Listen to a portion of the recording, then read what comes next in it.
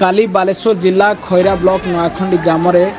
बाघ आक्रमण में 5 ରୁ 6 गुरुतर होते से ग्रामर सत्यभामा नायक बाड़ी बेले बाघ हठात आक्रमण करता गुरुतर अवस्था ग्रामवासी मैंने खैरा मेडिकल नहीं आसते अवस्था गुरुतर थी भद्रक मेडिकल को स्थानांतरित करते किछि समय पर पुणी पुओ राधाकांत नायक और टंकधर केसी को बाघ आक्रमण कर गुरुतर अवस्था खैरा डाक्तखाना चिकित्सित होते खबर पाई वन विभाग अधिकारी माने घटनास्थल पहुंची बाघर कौन टेर पाई नथिले आहरी बाघर आक्रमण बढ़ियो बोली आशा करते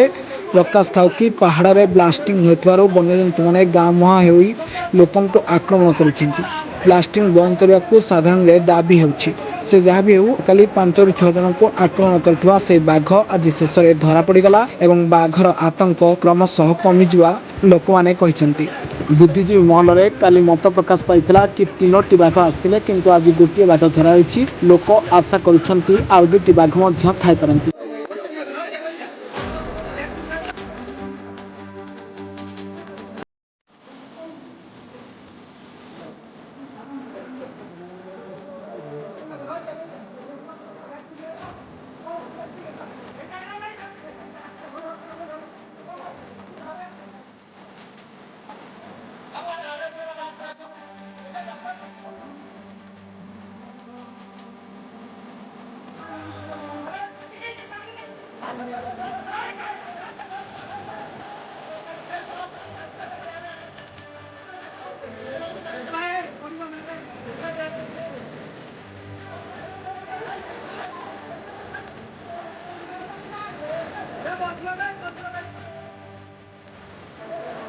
बालेश्वर आशीष दास रिपोर्ट लाखित न्यूज ओडिया।